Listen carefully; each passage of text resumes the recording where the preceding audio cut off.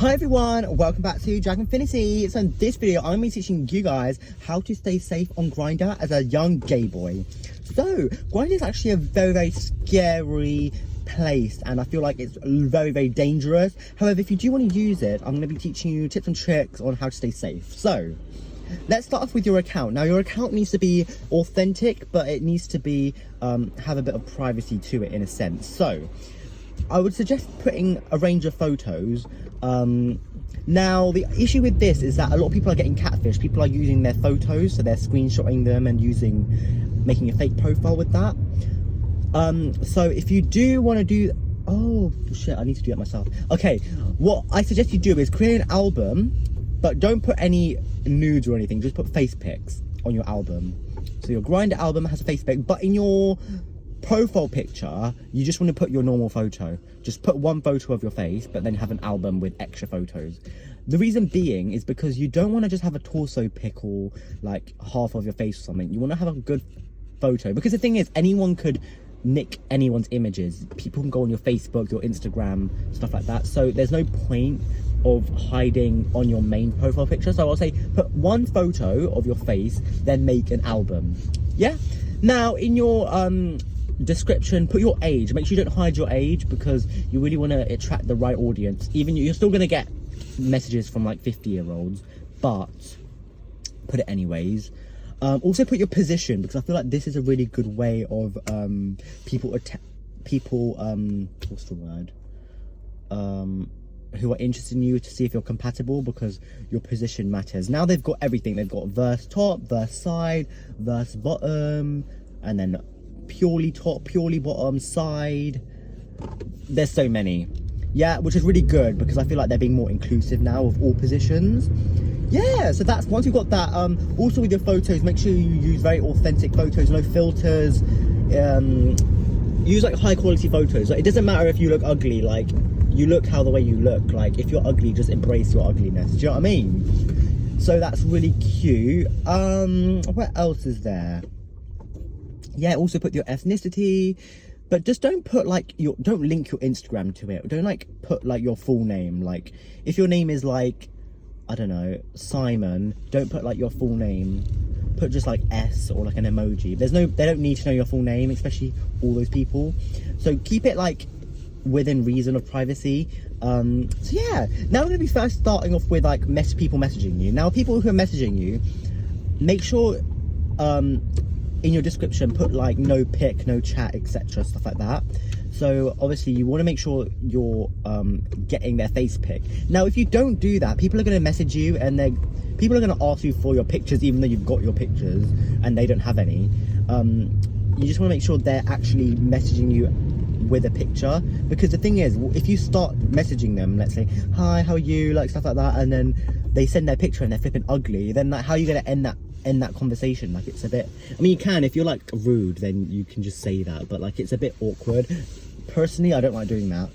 So yeah, now that's a good reason. And if they don't send their face pictures and it's just a blank profile picture saying hello, then just ignore it, and then most likely they'll get the hint that they need a picture, because there's a lot of down low people. So yeah, now let's say you're talking and they send their photos and you like them and you want to meet up with them. Now how are you going to stay safe? Now there's a lot of what's the word, it's very difficult to stay safe, because the thing is, a lot of people say like, oh, you need to meet in a public place, like stuff like that. Now you can only do that on dates, but with Grindr it's a hookup app, so you're not really going on dates. So the only place you're going to meeting is like in their house or in your house or stuff like that. Now that's a very risky area, because obviously there's no people. If they're a serial killer, then how are you going to stay safe? Do you know what I mean? So what I suggest you do is find my iPhone, and you need to just be open. You can tell like your like closest friend or your parents, I don't know, whoever you're comfortable telling. Make sure you find my iPhone, and make sure they track you, and just keep them updated while you're there and everything. And most of the time it's fine, but if it feels sus, you just need to leave instantly. Do you know what I mean?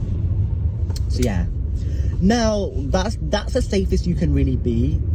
realistically, like obviously the safest bet would be to meet in public like a few times, and then I don't know, just that's like not realistic though, so you need to, let's be real now. Yeah, now we need to talk about the safety of the sexual safety. Now there's a lot of diseases in the LGBTQ plus community, so you really want to make sure you're basically putting as much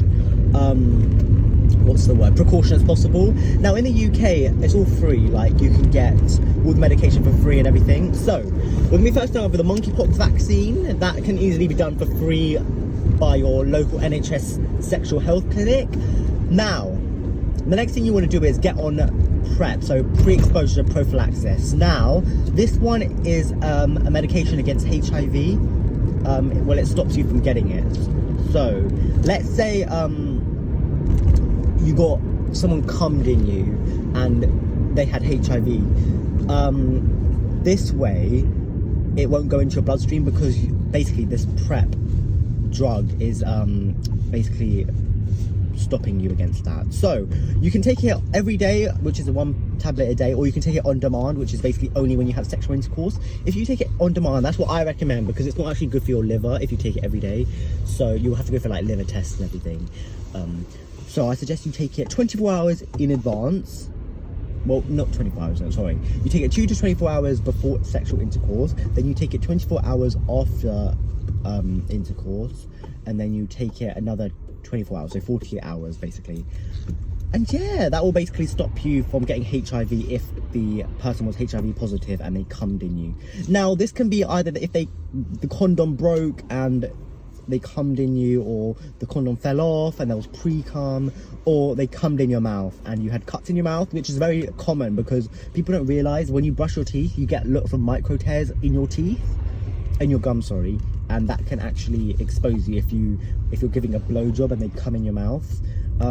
So I just say, I mean, the thing is, it's very unlikely anyway if you're gonna contract HIV from protected sex, but you just really want to make sure that you're being extra precautious, do you know what I mean, from your PrEP, because it gives you peace of mind as well.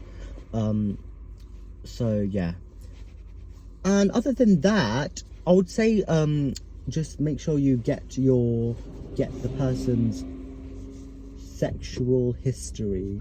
So like when they were last tested and stuff like that. Now this one you just have to take with a pinch of salt, because the thing is they could have had sex right after they got tested. Let's say say right now it's November, let's say they got tested in September, like that's 2 months that they could have contracted something. So it's not really realistic, but it is like, you just take it with a pinch of salt. Like that's why I would say always, no matter what, unless you're like in a long-term committed relationship, I would say always take your PrEP.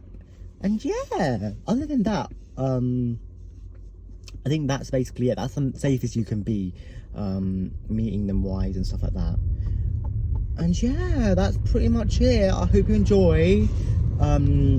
If you have any questions, please comment in the comment section below, and I'll see you in this video. Bye.